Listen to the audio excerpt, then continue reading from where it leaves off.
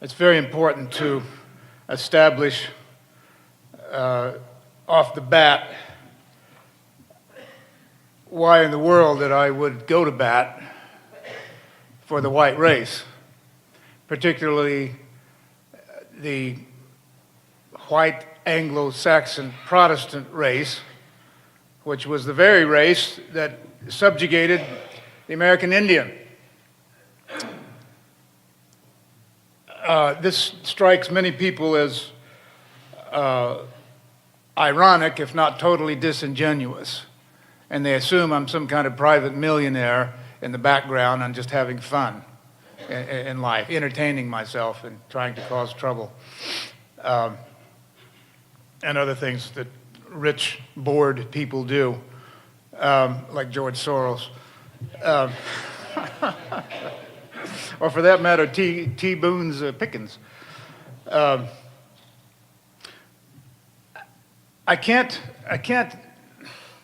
fully explain it because I operate on intuition, and thereby evince my primitive nature, my primitive side.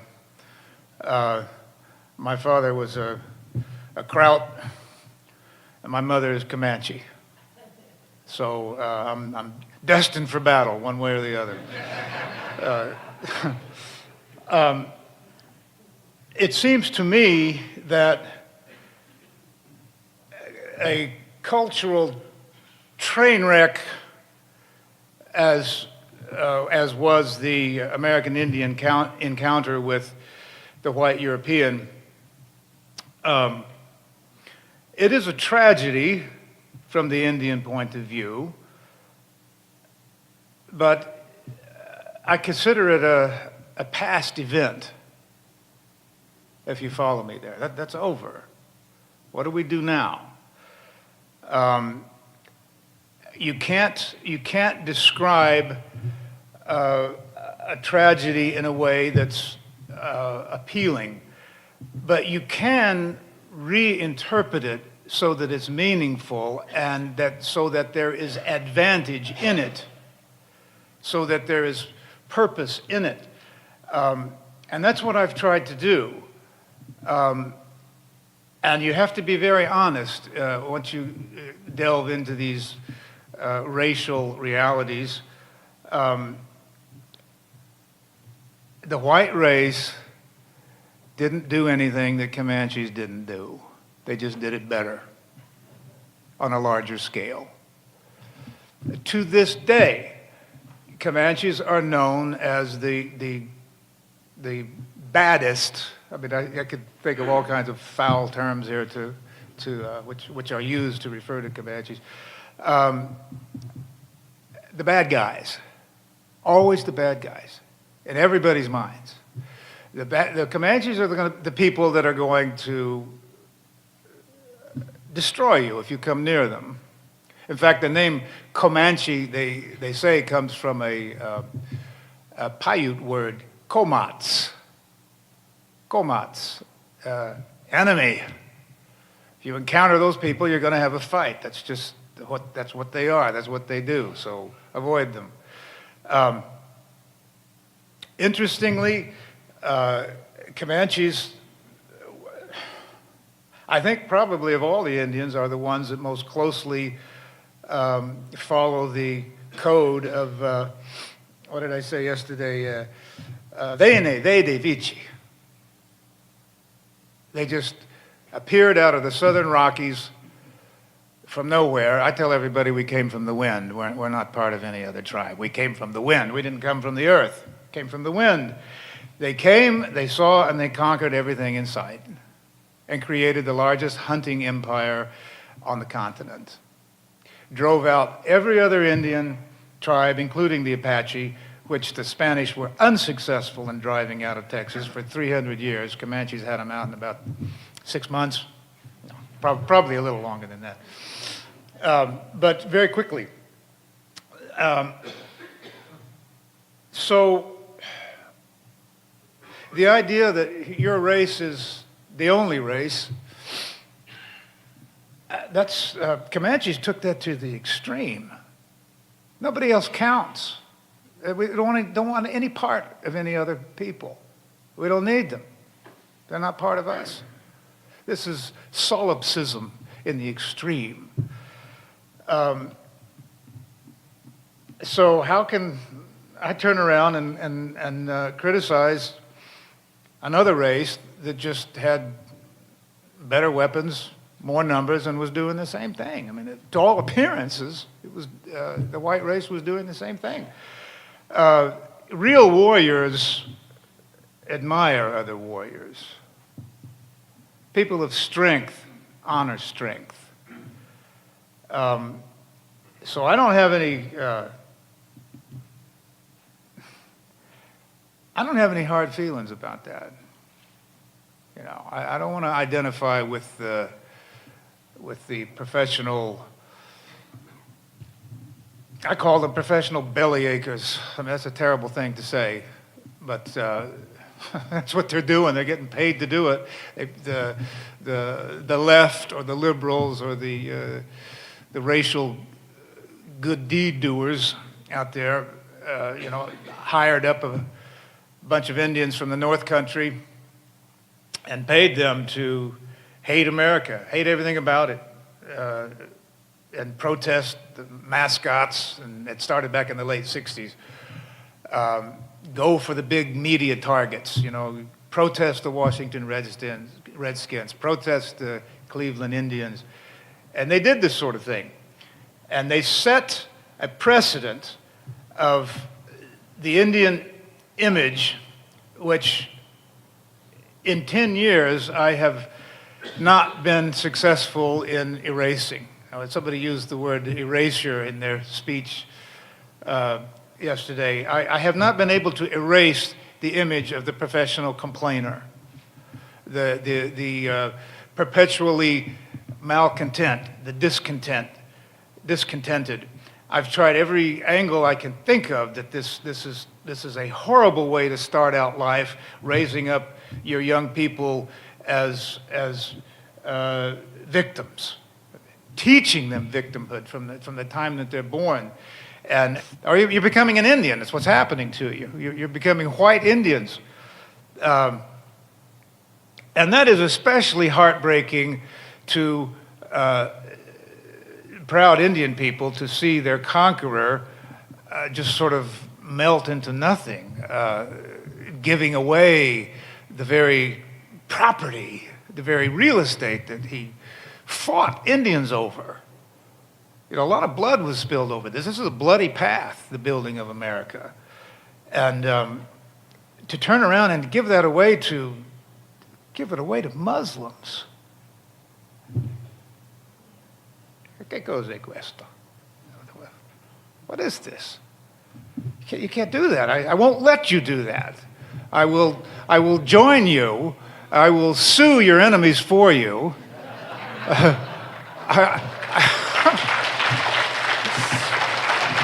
Otherwise, you're killing me.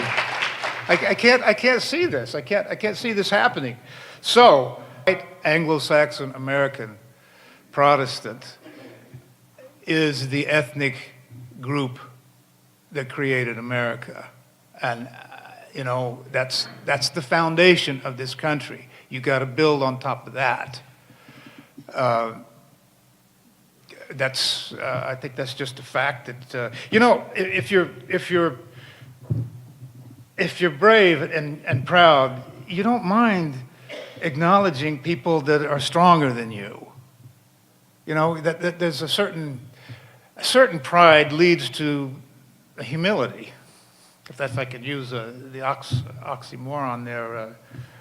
Proudly humble. Be proudly humble, or humbly proud, because. And I say that coming from a people who were defeated. What do you do next? Do you spend the rest of your life saying, "You cheated me," or "You owe me"? You know, don't fall into that. I mean, I don't mean to sound like Friedrich Nietzsche here, but there's a certain honor and strength. And I tell everybody, just be strong.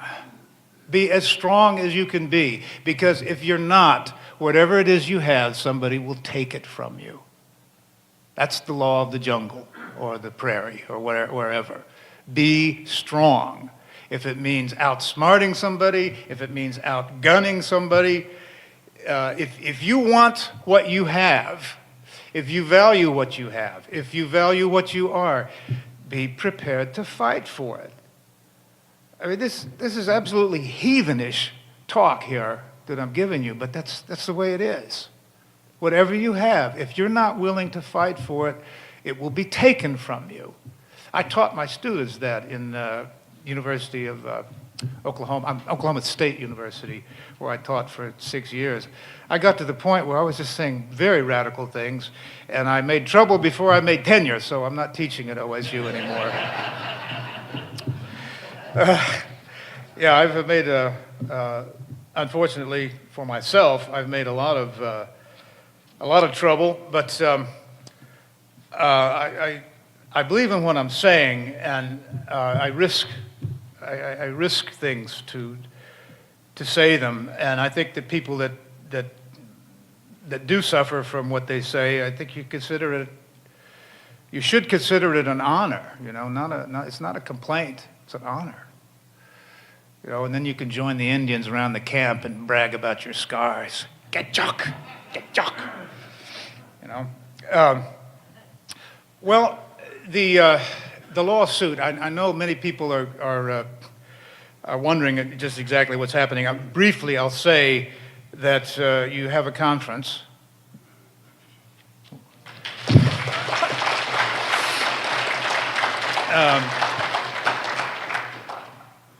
I personally want to see blood. I want to see more than a peaceful conference. I want to see people hung for their abuse of freedom, for their lying, deceitful distortion of the most sacred concepts that this country stands for. But that may not happen. We may have to settle for freedom of speech rather than the hangings of those who work against it. But that's my aim, just so you know.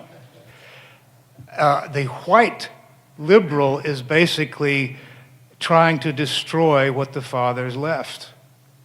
The white Oedipal liberal is hateful towards the father. He's trying to take over what the father left.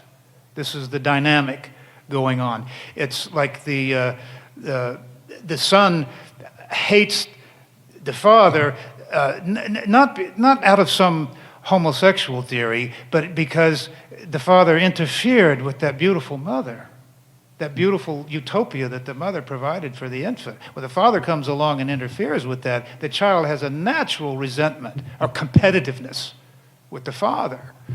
We all are trying to understand what's wrong. I mean, that's what these speeches are about. That's what these movements are about. What's wrong? If the white race is imperiled, the question is why? What is actually happening? And there's various different theories. I'm kind of heavy on the psychology there. But it has to be, your understanding of what's wrong dictates what your solution is going to be.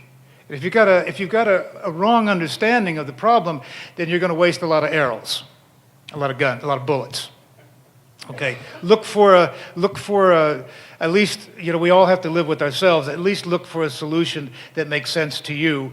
And I say that there's one thing that, you know, when you use the word moral, and you use that word moral in America, that word is directly connected to the Pilgrim Fathers. It's connected to the Judeo-Christian tradition. There's no getting around that. If you bring in another kind of moral, then you're with the liberals. You know, they think that they can correct everything that's happened in the past. See, they're romantics also. They think it's a wonderful thing to give back everything that the white man took. And see, that white man, that liberal white man thinks he's the better white man. Oh, that was described in a speech yesterday. Well, it will come down to this. Do you want freedom or not? Freedom costs blood. That's the fact. That's the law of human nature. If you want that, you have to pay a price. And if you turn around and give it away, you're not going to have it. It's not the option that you're playing with there is horrible. What you have now that was bought with blood, that was bought by fighting Indians, that's going to be taken. When you give that away, the replacement is not a different kind of freedom. You don't replace freedom with freedom. Freedom is replaced by oppression, by dominance, by horrible things. So you have to be willing to. Again, I accuse myself of rank heathenism here. I don't think it's a matter of moral. That's a tactic to use a moral justification.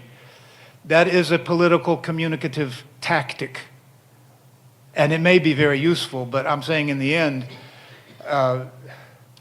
just take what you have the strength to take and keep it.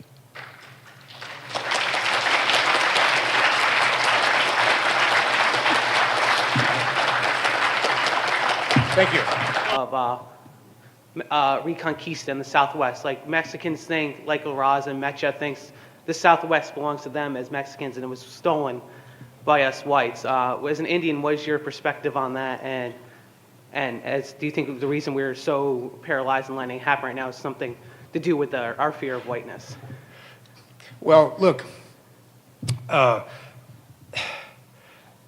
think anybody that claims a right to something is basically a coward. You understand me? Mm-hmm. You know, the only people that have the rights are the people that have the strength. That's just the way it is. It's not right or wrong. It's just the way it is. Okay? Mexico was America's first girlfriend. Americans are in love. That is the most romantic country in the Western Hemisphere. He's in love with her. He's always been in love with her. Kept the cowboys out there on the prairie. Now she's fat and pregnant and wants to move in.